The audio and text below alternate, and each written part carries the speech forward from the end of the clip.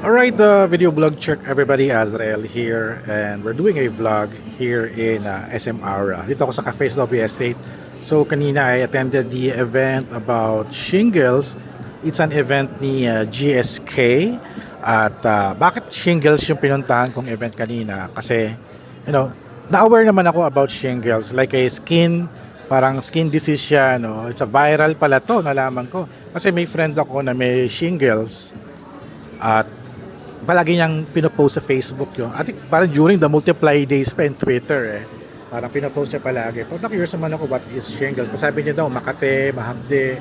And kanina sa event ni GSK, there's a mga professional doctors syempre, mga dermatologists in explaining about Shingles. So nalaman ko ang mga Shingles pala, it's a type of parang chicken pox.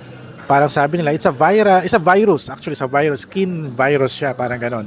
Pag nagkaroon ka ng chicken pox, may virus pa na mag-stay pa sa body mo, at pag yung immune system mo is very low, it will come out as another kind of chicken pox, which is Shingles, which is yung version niya, hindi siya contagious, hindi siya nakakahawa, but yung chicken pox nakakahawa.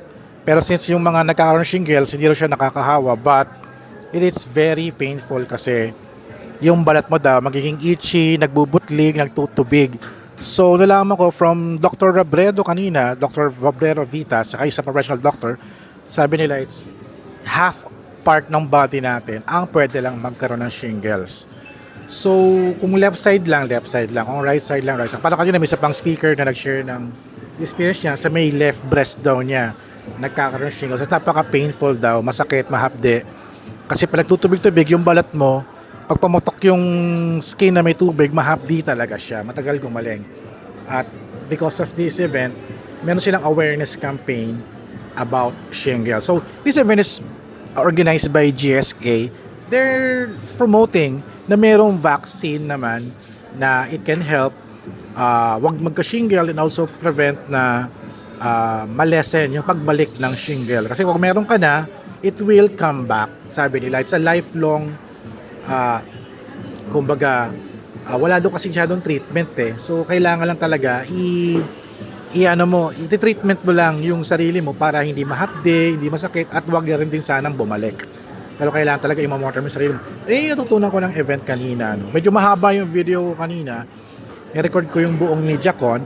I'll be posting it right after this vlog talk na to na ginagawa natin, para at least ma-aware kayo kung ano yung Shingles, ano pa yung pwede nyong gawin. At yung nga sabi nga ng mga first of all, if you have it, go to your doctor to get a advice consultation. Also, advice rin din if you need vaccination. Kasi iba-iba naman yung kumbaga health ng mga tao, mga possible. Baka hindi ka pwede sa vaccine, may mga pwede ka naman sa vaccine. So, better consult your doctor if you have Shingles. Kasi one of the factors din ng talk kanina is about may mga sabi-sabi kasi about Shingles na baka daw nanuno ka, nabarang. Yung-share kanina ni Dr. Robredo Vitas, Dr. Gail, na akala daw yung dad niya is nabarang, nakulam, for example. So, kasi 11 years old lang siya noon, so hindi pa sila aware about it. So, pina-check, it's Shingles. So, maraming factors. Sabi nila, yung Shingles daw is parang sawa na bumabalot daw sa katawan, lumilipat-lipat, which is hindi naman pala. Parang isang part lang ng body natin yung pwede magkaroon ng Shingles. So ayun, GSK is promoting this awareness, at meron silang website. I forgot kung ano yung website na yun. I'll post it here na lang sa URL yung URL ito sa ating video para at least makita ninyo, no? So we're here, dito ako ngayon sa SM Aura, sa Toby Estate, having my coffee. Pauwi na rin din ako. At ayun, if you have it, yung Shingles, go pa-check up kayo sa doctors nyo, and also, talk about, pag-usapan nyo, discuss nyo sa buong family nyo. Kasi baka yung family nyo meron din, para alis ma-prevent ninyo yung, kumbaga, yung sakit. Actually, yung sakit yung painfulness daw nung pag-having Shingles sa balat ng tao, which is very painful daw. Nakakatawa nga yung mga pag-share ni Karen Davila, una takot siya, kala niya mabubulag siya kasi Shingles daw malapit daw sa mata niya, banda rito daw. So medyo delikado para sa kanya. So ayun, I'll post the video nung buong event kanina. Hindi naman buong event, parang half partial lang event para at least para kunyari nakapag ano rin kayo, nakapag media call na rin kayo. Maybe this kind of video will change my YouTube channel, no? Para gagawa ko ng mga aftermath para at least ma-feel nyo what I'm doing every day as a media, content creator, and blogger na rin din. So, sharing this information. Alright? So, watch this video and, ayun, be aware about shingles and also share it to your family. If they have it, mag-usapan, magpa-check sa doktor, and also get a vaccine na rin din. So, medyo na-worry ako kasi nagkabro na ako ng chickenpox eh. And maybe some of my family members, baka if ever may makita kaming ganon, will do the same na rin din. Kasi minsan isipin mo pag Makati, di ba, isipin mo, tigdas hangin ba yan? O, pero pag may mga butlig-butlig, tutubig-tubig na, that is shingles. Akala pa ng iba, it's a pimple, pero hindi naman pala siya pimple. Huwag daw kakamuti, huwag puputokin. Pero hindi ko alam yung feeling ng Makati at mahapdi eh. Pero alam ko pag mahapdi talaga, masakit. So, sana huwag tayo manggaroon ng ganon. Alright, I'll end this video, and after this, yung the entire event, just listen to the speakers and also yung mga doctors nag-advise about shingles. Alright, so thank you guys, and then watch this video. Wala na akong outro, no? I-end ko na lang din to. Alright, so bye-bye and kita-kits sa susunod na video. Alright. Because in a way, I wasn't as tired, I was healthier, so maybe there was an attack, but it wasn't as severe. But it did come back, that's the thing. But I think the lesson is it comes back. Case in point, Net here has had it 3 times. exactly. Net, would you like to share? Thank you for that, Karen. Net, Ang swerte ko lang talaga. 3 times. It's not a first in mind kind of thing. It's usually like it's either an allergic reaction, irritation. Yeah. Now, going back to lifestyle, living, beyond the pain, beyond the rash, how are relationships then? How are you dealing with it? Depression, of course, looking at yourself at the mirror, being isolated. What things come into play? Let's humanize this then. Well, I don't want to be overly dramatic about it because I'm a career woman. So the first thing is I was really scared of how it would look if the rashes would go away. And I think what's depressing about it is because you don't feel well. It really hurts. But you have to remember it is temporary. It's not forever, right? It is a viral infection. And like all viruses, they go in their own time. So I think what's only depressing is the fact that, number one, if it's in your head or in your face, it affects how you look. Number two, the pain can get very depressing at that point in time. But I don't want to compare it to COVID because COVID can kill you. I mean, immediately, right, Doc? But I think it's a fact, well, you're isolated, you're in a room. Yeah, you're alone. But it's nothing like COVID. So I don't want to overly I mean, I don't want to dramatize the illness too much. Okay. Because you will get ill. better. It's a virus, right? It's not deadly, but it is painful. How about the idea that you're putting your life on hold? Well, my pain lasted for 3 months. Oh, So every Hers year, is- about yeah. 3 months or more, give or take a week. So everything's put on hold. I couldn't go out, like especially during the time of COVID. Nung time na pwede na sanang lumabas, my friends were calling me, hindi ako pwede lumabas, hindi ako pwede mag-drive. Kasi yung gamot ko naman, Doc, di ba tama, nakakahilo, tapos ano siya nakakabangag. Yun yung ano ko talaga. So you can even have a conversation as much as you'd like. Can, but I probably not remember In and what out. I said. And then pag nagdadrive ako, nagtry ako mag-drive, di ba? Nagtry ako mag-drive, na-distract ako, may nakita ko, may bagong bukas. Nakalimutan ko na nagdadrive ako. Dire-diretso ako, buti na lang may COVID, wala pa masyadong sasakyan. Pero dire-diretso ako, nakatingin ako doon sa tindahan. Tapos twice muntik nang masunog yung bahay kasi nagluluto ako. Tapos may naalala ko, ay may kukunin ako. Tapos nakalimutan ko na nagluluto ako. So, buti lang I have dogs. So, my dog started barking paglabas ko sa kusina. But that's because of the medicine. Yes, It's not exactly. because of It's shingles. not- it's That's not what I shingles mean. itself. I mean, it's so, you have to It's very be careful. subjective, yeah, This subjective. is because of the Yes. medicine. Shingles won't do that to you. Yes. Okay. The medication. But it definitely because of the pain, it limits all the movements. Because all the ideally, you activities. should not be out. Yes. Right, Doc? Flag her. Exactly. And it's not just about being out. You shouldn't have been cooking. Yeah, it should Even those things. That's why it really puts your life on hold. It puts it to a stop. But it was COVID season, so who else would do that for me? So ako talaga because I had to isolate myself. Kasi I have my mom who's a senior citizen also, so hindi ko siya pwedeng i-expose din. So wala akong choice. I have to go out, I have to try and live a normal life. Pero hindi talaga pwede, hindi normal eh. So wala akong trabaho for 3 months. Sabi ko kay doktora, inuubos ko lahat ng savings ko for the 3 months. Ubos ang savings mo. There's also the financial aspect. See how it affects lives, and again, it does depend on a case-to-case or a person basis. I'd like to address this one question then. Wait, infectious ang shingles? Chickenpox is infectious, but what about shingles? Okay, it is not infectious, no, because It's not. it's not infectious. Shingles is coming from the chickenpox. So once you have, like for example, if you have the shingles now, you just can't infect anybody near you or even the immunocompromised, because the reason for that is that it may be transmitted droplet, but it cannot survive much more in our mucosal because it's just a virus. No? But for anyone, so we have to correct that one misconception. If I have someone sitting beside me having shingles here, can I get shingles? No.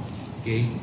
You may be putting that person beside you in danger because you might have pneumonia or you might have other viral infection, and when that somebody has shingles, he may or she may get your infection also.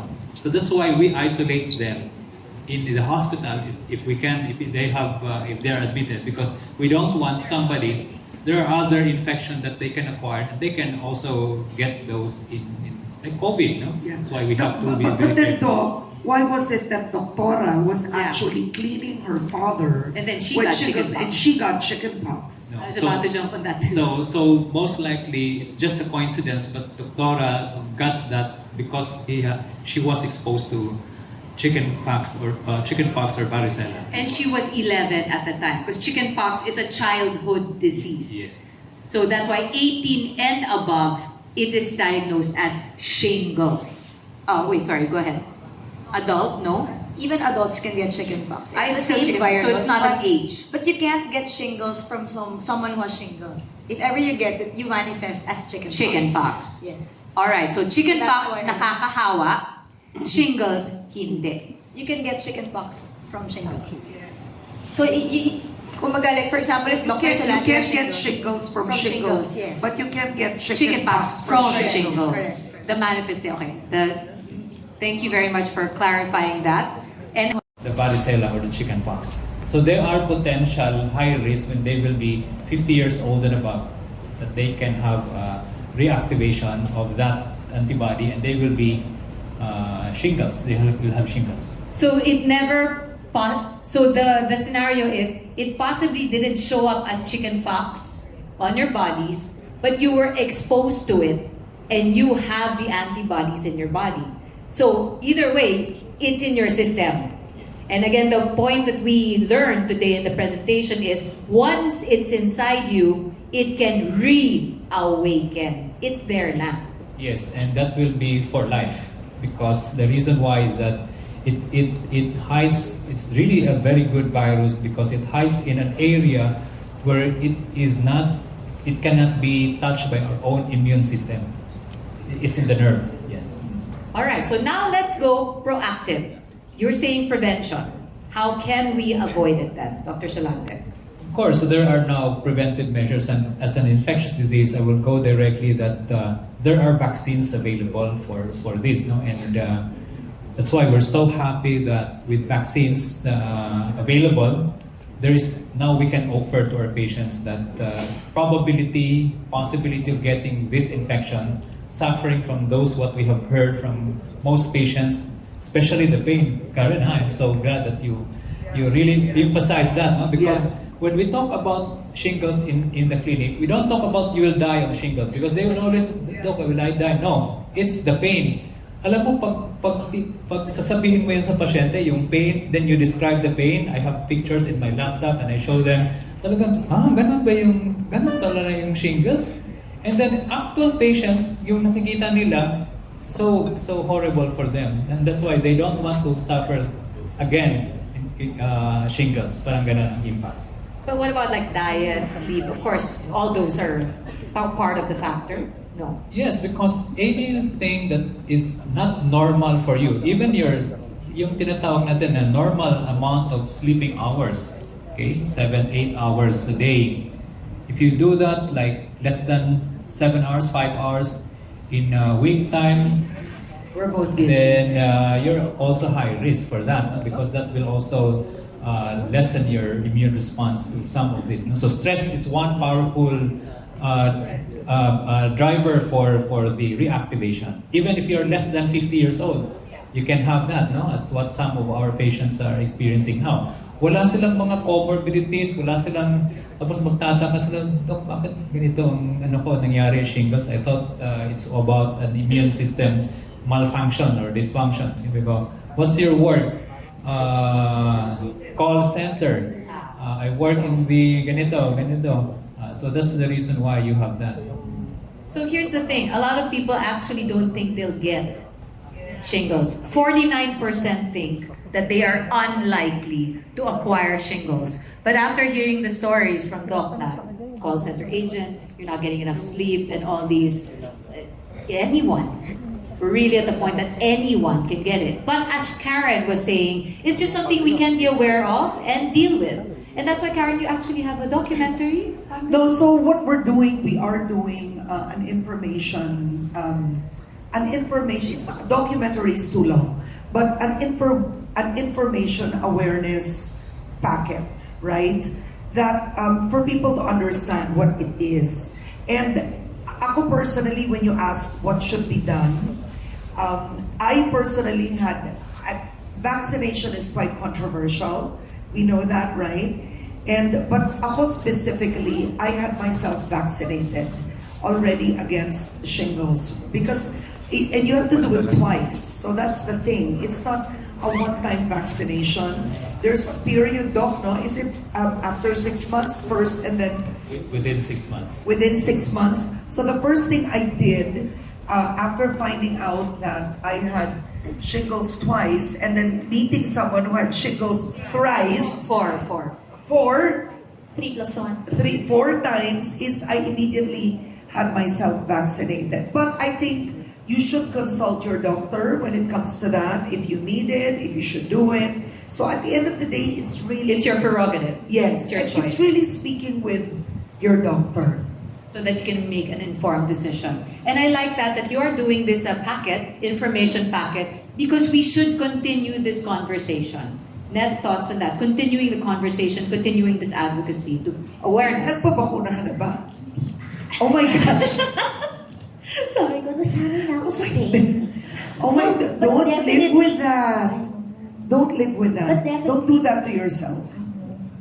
But definitely discussing this with your doctor is very important. And I think you mentioned this, Isa, kanina, yung mga Pilipino kasi hindi nag-share. My mom also had shingles and I didn't know until I saw that she was bent over in pain. Sabi ko, paano nangyari sa'yo? Within your own family members. And she I wouldn't hope talk you- kasi yeah. tinitiis. I think the elders, titiisin nila, ay, nag-painkiller naman ako, kaya ko pa, ganyan. And it was when I took her to the doctor, tsaka lang namin nalaman na it was shingles. And I think aside from going to a doctor, it's also sharing all the information that you can. Especially, I think, at my age, my body's going through all these things. If ever there's anything new that I feel, ay ikukwento ko kay Doc yan. Wala akong pakialam kung dal ako ng daldal kay Doc. The more information I share, the better. I want to share this because pinagalitan ako ng doktor ko kasi to help numb the pain, I would sleep with an ice pack on my breast. And it was bad. My doctor told me, bakit? Why are you doing that? It worsens the condition because you're making your muscles lalo mong sinastress yung muscles mo. And you shouldn't do that because it affects the nerves. Don't self-medicate, Exactly, because go no. to a doctor. Consult with a doctor. Hindi nga ako nag-Dr. Google, naman ako self-medicate. Dr. Ice. Dr. Ice. So yun. So, talk to your doctor and give all the information that you can. And thank you for your valuable insights. And again, for sharing Thank your you, story. Jessica. Lisa. Sorry.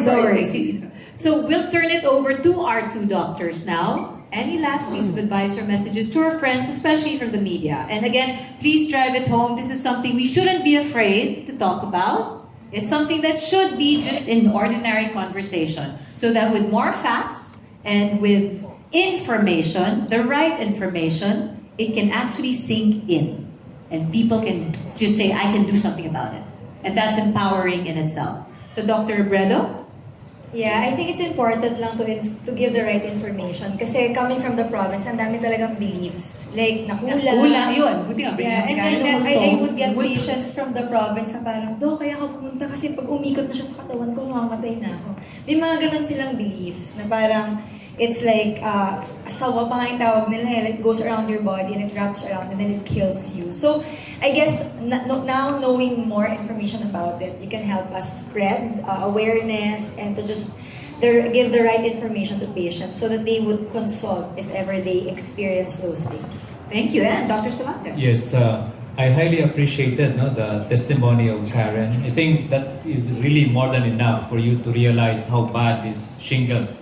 And then the journey of the 3 shingles episode of Jeanette, 3+1, and pang-apat, the pain, and then the pictures I've shown you, the data, all of this will not be important. What's the most important now? We move on. Prevent shingles, no? Napaka-importante yan. Yun yung powerful tool natin ngayon. If we can prevent, rather than waiting and not informing everyone, prevention is better than getting the infection.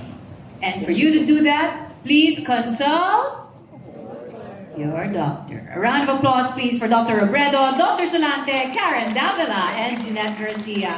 We'll see you again later for some photo walks, but we are going... Our commitment to improving global health extends beyond, coming up with health technologies like medicines and vaccines. In fact, we understand the importance of disease awareness campaigns in educating and empowering individuals to make informed conversations about their health with their doctors. So, the rationale behind our campaign is to really address the knowledge gap surrounding shingles and its impact on individuals. So, by providing accessible, accurate information, our aim is to empower individuals to recognize the signs of shingles, seek appropriate medical care, and understand the impact it can have on their lives.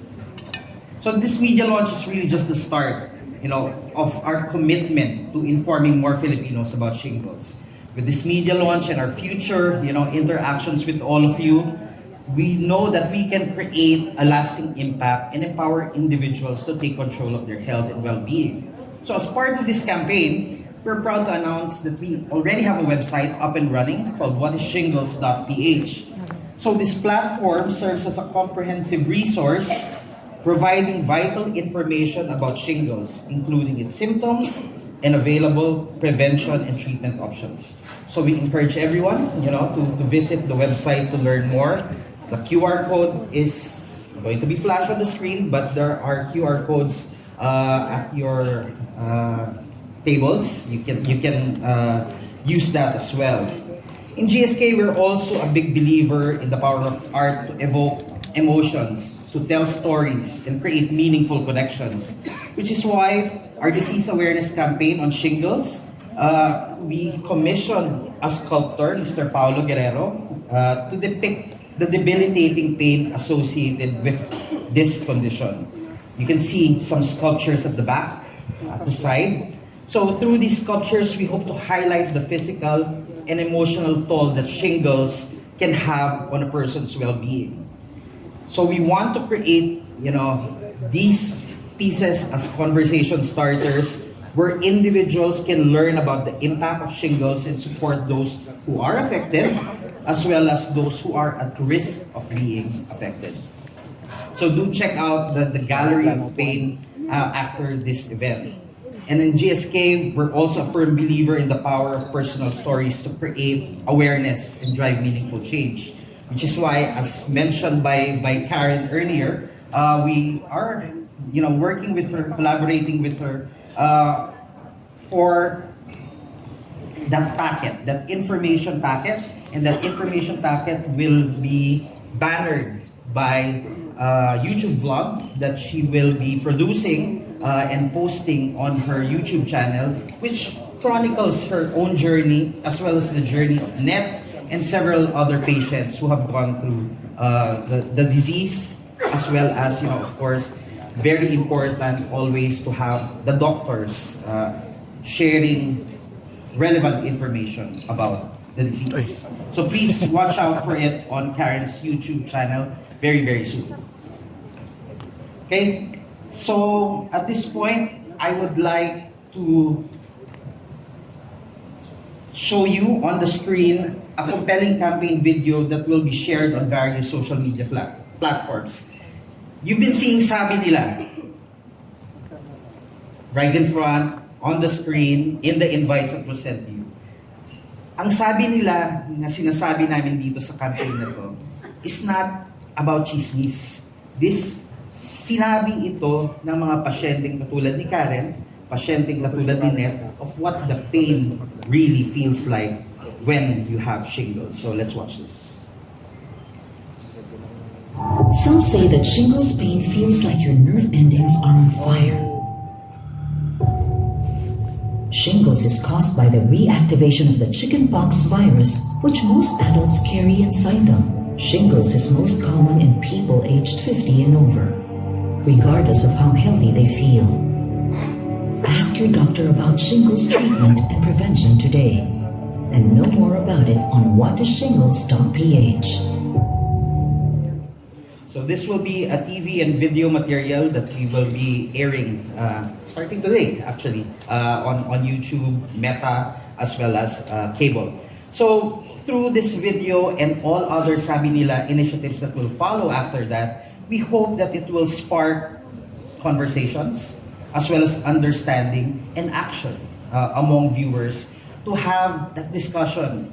Pinaka-importante dito, you really have to have that discussion with your doctor who knows you, who understands your risks for any particular disease aside from shingles. So with that, I'd like to really extend our sincere gratitude to all of you and to all those involved in making this campaign a reality. Together, let us work towards a healthier future where individuals are empowered with knowledge and support.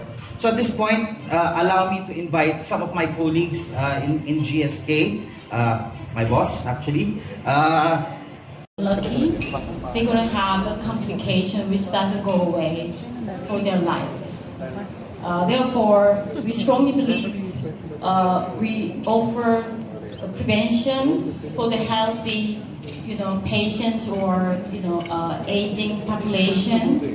It is really better financially, and the disease burden itself, and quality of life.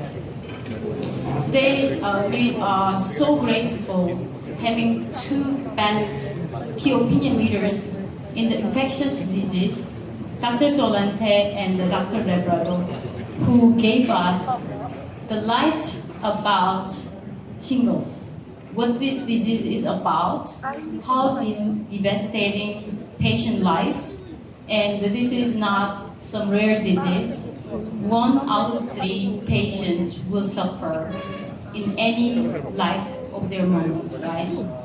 And it doesn't go away once you are contracted with the shingles, it comes back. As we can heard from Natin and one of the famous journalists, Karen, right? Also, it is very brave to share your painful stories on the stage.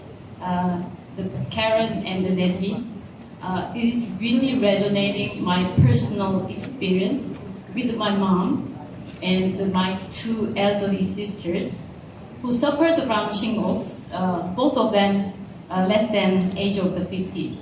So I was one of the witnesses to see how painful it was, and I was also scared. Is that infected to me or my daughters, right? So today, thanks to our two patient advocacy and also doctors, we really understand better about the shingles, and we really understand that there are options to prevent 90 million of aging population in Philippines. Right? I tried to share what the shingles is about with my believed family members and my friends. But here today we have amazing attendees from media.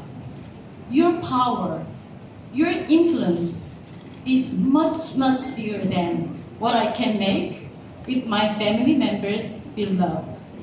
So today we embarked this Sabinila, the Truth of Shingles campaign in Philippines. I really hope each everyone you learned a lot, and there is options to prevent these devastating diseases, to be preventive. Therefore, the more people understand about the shingles, the more people having the conversation with the doctors, whether they are high risk or if the immune system goes down because of age, more people can talk about the shingles.